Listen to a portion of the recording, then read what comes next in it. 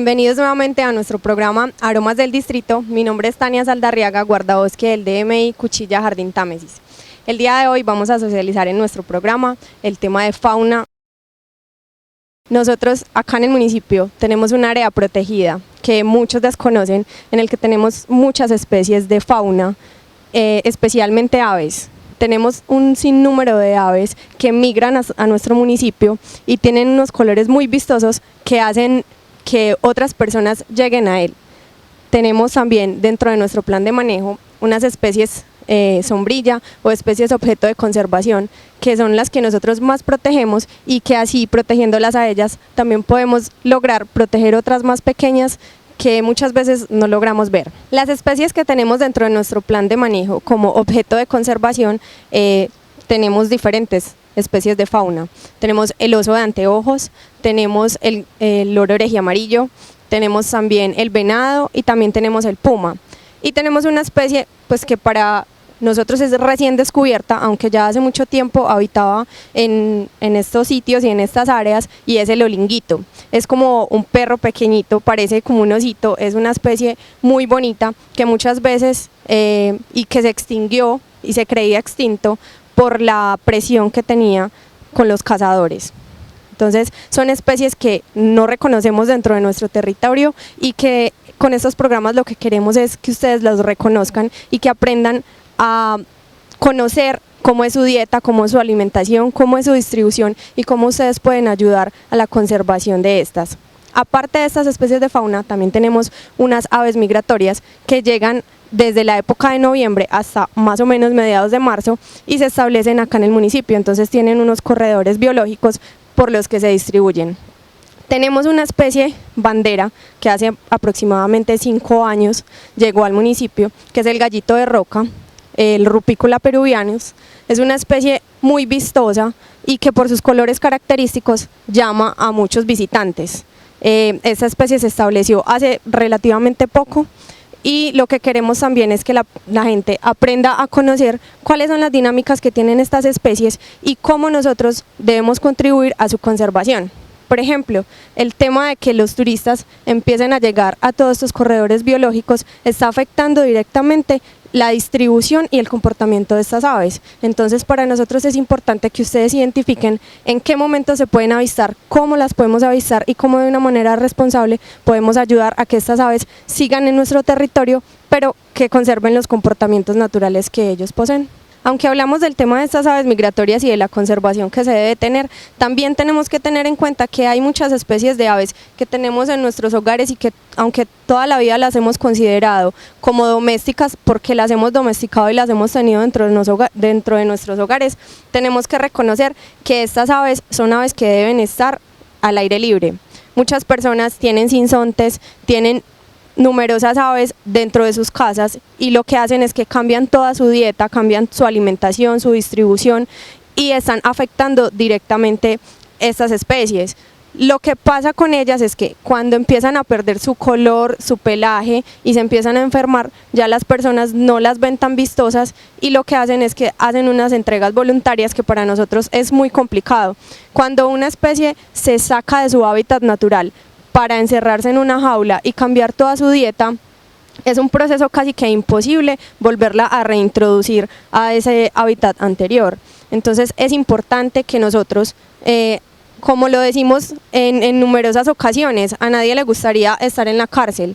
Es lo mismo para las aves. Las aves tienen una dieta, una distribución, ellas mismas buscan su alimento, por ende, si nosotros le colocamos un plátano, un banano o cualquier otro tipo de alimento, ellas se van a alimentar simplemente por supervivencia, pero no es lo que naturalmente ellas tienden a hacer. Entonces es importante que ese tipo de aves también nosotros las reconozcamos y empecemos a liberarlas. Y si ya tienen un proceso de hace muchos años en sus hogares, es importante que lleguen a nosotros para que podamos hacerles un proceso a ese tipo de aves. No es bueno que por el turismo acelerado que se está dando en este momento en el municipio, se empiecen a ver diezmadas todo este tipo de especies que lo que hacen es que embellecen nuestro paisaje.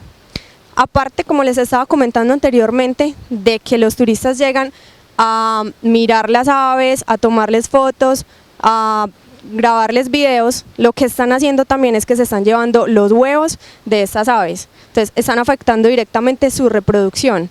Y lo más importante es que son especies que son de difícil manejo y que no todas las personas, ni siquiera las personas especializadas para manejo de fauna silvestre, tienen un concepto directo de lo que es cómo manejarlas. Son especies que son difíciles de controlar, que no se conoce exactamente cómo es su dieta o cómo es su distribución o cómo es su reproducción. Ellos tienen unas posturas y tienen unas épocas de celo que muy difícilmente podemos estar pendientes de ellas, entonces cambiamos como todo el panorama de esas especies. Entonces es importante que tampoco empecemos a hacer tráfico de ellas, porque se ha notado que muchas personas vienen y pagan inclusive a las mismas personas del campo para que hagan la captura de estas especies y se las llevan. Entonces es importante que tampoco hagan este tipo de actividades, que tanto para el municipio como para las mismas aves se va a ver una afectación.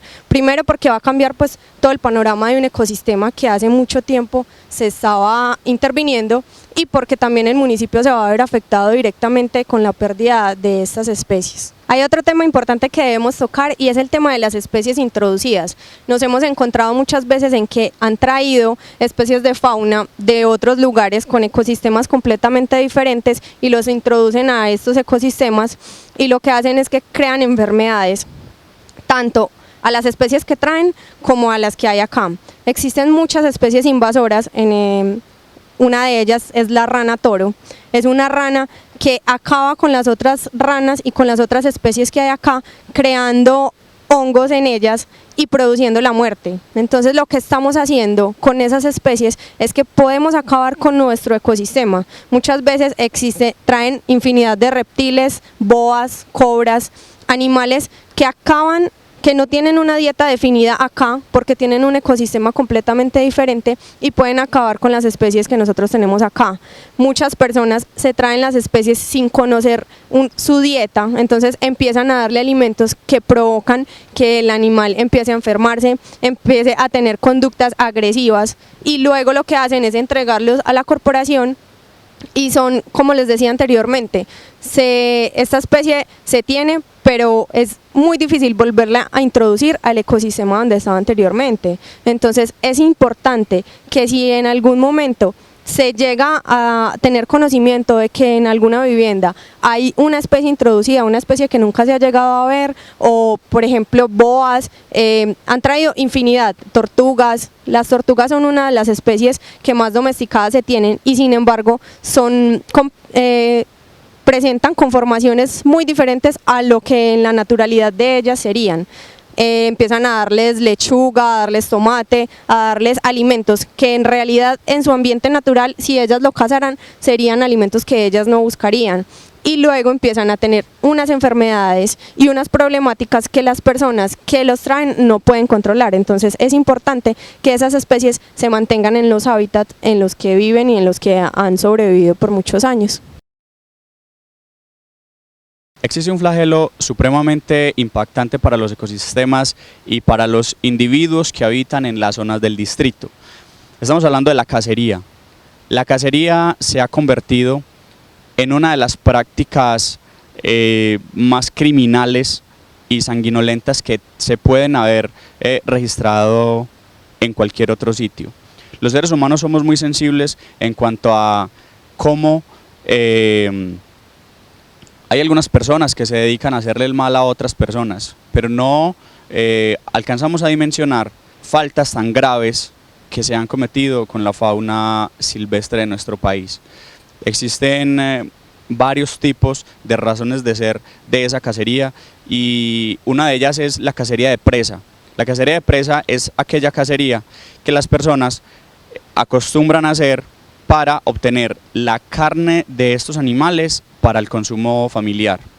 Es importante decir que especies como el armadillo o algunas especies de roedores como la guagua o el guatín que llamamos, es uno de los grandes transmisores o transmiten mejor a las personas que consumen su carne el virus de la lepra, entonces, o la bacteria mejor. Entonces, las personas que consumen esta carne tienden a contraer lepra en su cuerpo y a sufrir pues grandes deterioros en su salud. Existe otra práctica de cacería, otra razón de ser de la cacería, y es por retaliación.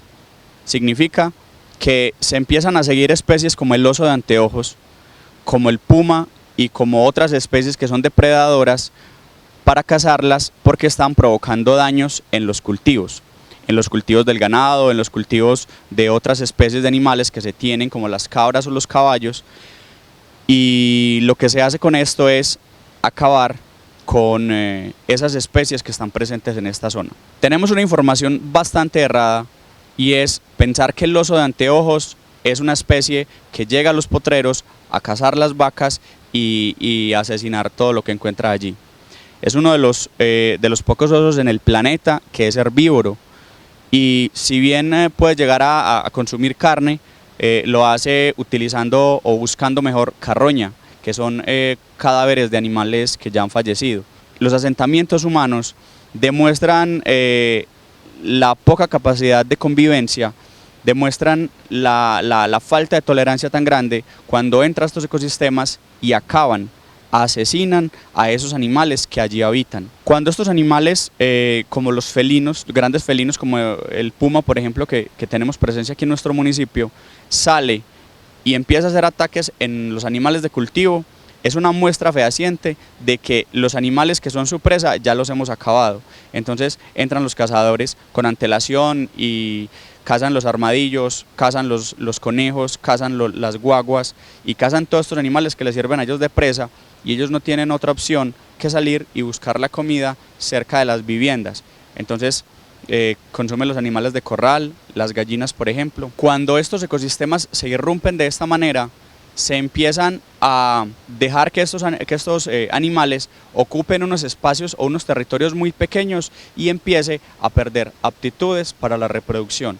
Entonces se degeneran especies, se aíslan otras y se enfrentan con estos comportamientos todas estas especies a la extinción. Muchas personas se atreven a decir o lo tienen como una excusa que es una práctica que culturalmente se ha venido teniendo. La cultura es algo que un pueblo tiene para construirse, se construye a través de. Hoy en día tenemos campos abiertos, tenemos zonas de cultivo. El municipio de Jardín no tiene personas tan pobres como para decir que no tienen ni siquiera un huevo para comer. Las especies de fauna silvestre no son la mejor opción porque nos transmiten enfermedades, porque acabamos con sus oportunidades para mantener en equilibrio los ecosistemas, y lo que estamos haciendo es un daño irreversible a todo este proceso evolutivo que se ha llevado a cabo en tiempos inmemorables en todos estos bosques.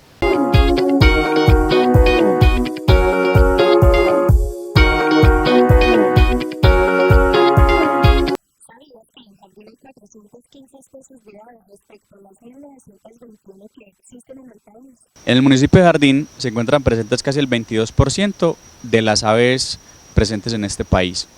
Entonces es un potencial grande que se tiene para la explotación del aviturismo o el turismo de contemplación de aves. Hay momentos en los que se ha encontrado que esta práctica es altamente nociva para estas especies.